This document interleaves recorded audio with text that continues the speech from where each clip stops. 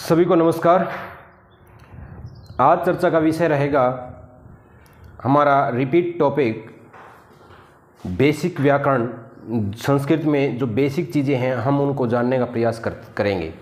Basic चीज़ें क्या हैं, संस्कृत भाषा में पुरुषों की संख्या कितनी है, संस्कृत भाषा में लिंगों की संख्या कितनी है, संस्कृत भाषा में वचनों की संख्या कितनी है, उसमें किस प्रकार से कर्ताओं का प्रयोग करते हुए संस्कृत अनुवाद हम कर पाते हैं।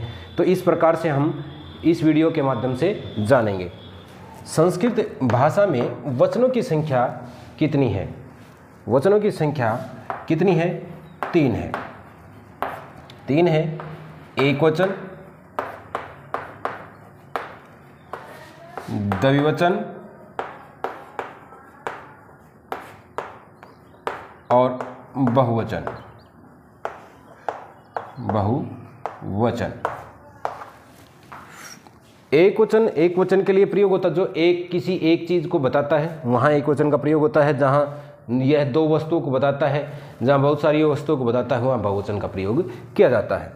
संस्कृत भाषा में लिंगों की संख्या, संस्कृत भाषा में लिंगों की संख्या कितनी है? संस्कृत भाषा में 3 ही लिंग हैं। लिंग भी कितने हैं? 3 हैं। पुल्लिंग है, स्त्रीलिंग है और नपुंसकलिंग। किसी पुरुष जाति का बोध जहाँ से होता है वहाँ पुल्लिंग कहते हैं, जिससे स्त्री जाति का बोध होता है उसे स्त्रीलिंग कहते हैं, और जिससे निर्जीव अवस्था में किसी चीज़ का बोध होता है तो उसे नपुंसकलिंग कहते हैं। जैसे राम क्या है? पुल्लिंग है। और रमा स्त्रीलिंग है। और पुस्तक क्या है? पुस्तक नपुंसकलिंग है। तो इस प्रकार से इन लिंगों का प्रयोग संस्कृत भाषा में किया जाता है। फिर संस्कृत भाषा में पुरुषों की संख्या। संस्कृत भाषा में 3 पुरुष हैं। प्रथम पुरुष, मध्यम पुरुष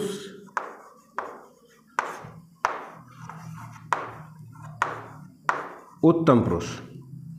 प्रथम, मध्यम और उत्तम पुरुष। इस प्रकार से ये वाक्य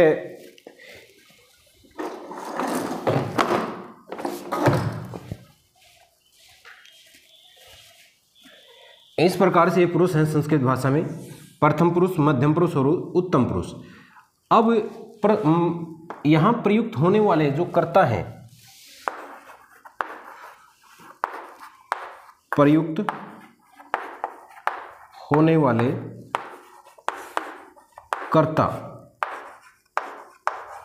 जो कर्ता रहते हैं, क्रिया धातु होती है। जो इन्हें पुरुषों में प्रयुक्त होने वाले कर्ता हैं वो देखते हैं, वो कौन कौन से हैं। प्रथम में प्रयोग होने वाले हैं से, तौ, ते, सा, ते और ता। ये है प्रथम पुरुष में प्रयोग होने वाले। प्रथम पुरुष में प्रयोग होने वाले। से मीन्स वह, तौ मीन्स वे दो और ते मीन्स वे सब। सा मीन्स वह, यानी कि स्त्रीलिंग के लिए, यह पुल्लिंग के लिए था, यह स्त्रीलिंग के लिए, वह, वे दो, वे सब। मध्यम पुरुष में किसका प्रयोग होता है? तवम, युवाम और यूयम। तवम, युवाम, यूयम। उत्तम पुरुष में प्रयोग होता है अहम, आवाम, वयम। अहम, आवाम, वयम। मध्यम पुरुष में तवम, युवाम, यूयम, तुम दो, तुम सब, तुम दो, तुम सब। उत्तम पुरुष में अहम, आवाम, वयम, मैं, हम दो, हम सब। इन कर्ताओं के आधार पर ही संस्कृत अनुवाद आगे चलता है। जहाँ पर से, सा, तौ, ते और ता मिलता है वहाँ प्रयोग होता है धातु के प्रथम पुरुष का। प्रथम पुरुष का प्रयोग होता है किसी भी काल में हो, आज्ञार्थ में हो या सलाह में हो, उसका प्रथम पुरुष का प्रयोग किया जाएगा इन कर्ताओं के लिए। अगर ये कर्ता प्रयोग हो जाते हैं तो मध्यम पुरुष की क्रिया का प्रयोग होगा, और ये कर्ता प्रयोग हो जाते हैं तो उत्तम पुरुष की क्रिया का प्रयोग होगा। जैसे मैं पढ़ता हूँ, मैं पढ़ता हूँ। यहाँ पर मैं कौन है? अहम, संस्कृत बनेगी अहम, और अहम कर्ता आने के बाद तो प्रयोग किसका हुआ? उत्तम पुरुष का। उत्तम पुरुष का प्रयोग होगा। क्रिया किसकी रहेगी? उत्तम पुरुष की रहेगी। जैसे उत्तम पुरुष की कैसे रहेगी? पठति, पठतय, पठन्ति, प्रथम पुरुष। पठसि, पठतय, पठत, मध्यम पुरुष। पठामि, पठावय, पठामय। पठामि, यहाँ पर पठामि आ जाएगा।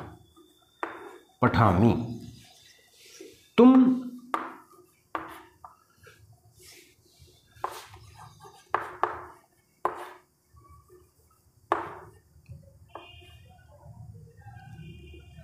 खाते हो। तवम, तुम खाते हो। तवम खादसि, तवम खादसि। तुम खाते हो, तवम खादसि। ये खादसि क्या है? मध्यम पुरुष एकवचन की क्रिया है, क्योंकि कर्ता मध्यम पुरुष एकवचन का था। ठीक है। वह पढ़ता है, वह पढ़ता है, तो वह संस्कृत क्या है? स, और पढ़ने अर्थ में पठ धातु होती है। वर्तमान काल लट लकार है। लट लकार का कौन सा पुरुष आएगा? स, तौ, ते, स है तो प्रथम पुरुष आएगा पठति, स पठति। इस प्रकार से इन पुरुषों का, इन लिंगों का और इन वचनों का संस्कृत भाषा में हम प्रयोग कर सकते हैं, और इनसे बहुत कुछ आगे चलकर हम सीख पाएंगे। तो इनको बड़े ध्यान से समझते हुए, वीडियो को ध्यान से देखते हुए इनको समझेंगे, और आगे आने वाले जो अभ्यास रहेंगे हमारे, उन अभ्यास में ये कर्ता, ये लिंग और ये वचन बहुत आपको फ़ायदा देने वाले हैं। तो इस वीडियो में इतना ही। नेक्स्ट वीडियो में फिर मिलते हैं। धन्यवाद।